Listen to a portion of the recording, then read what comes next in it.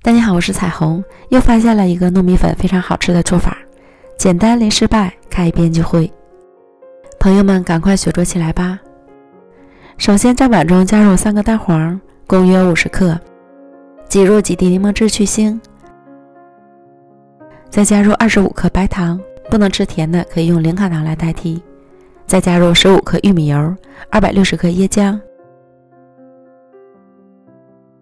充分搅拌均匀。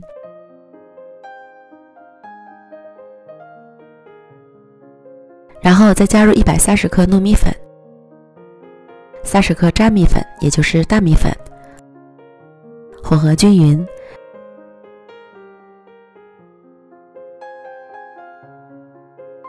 调成顺滑的面糊，再加入15克蔓越莓干搅匀。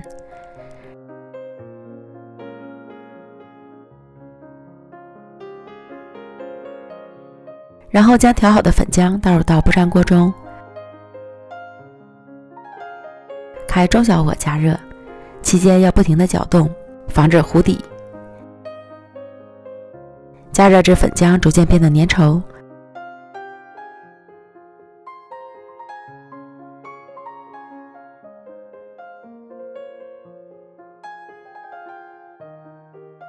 最后可以炒成光滑的面团，即可关火出锅。出锅后放到防粘的揉面垫上，摊开冷却。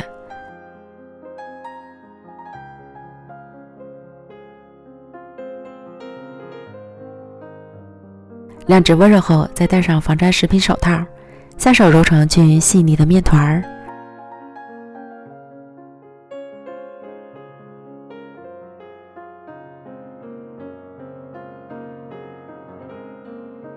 按扁，再擀成厚度为1.5厘米左右的长方形面饼。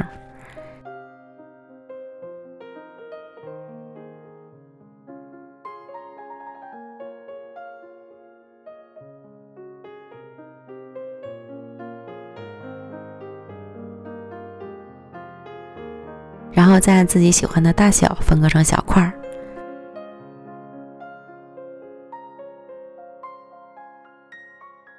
表面再撒一些糖粉，你也可以用椰蓉来代替。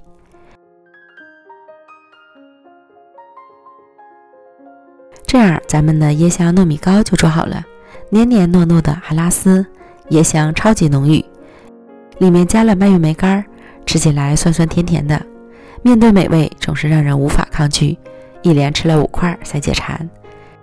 如果你也喜欢，就赶快试试吧。美食天天更新，咱们明天见，拜拜。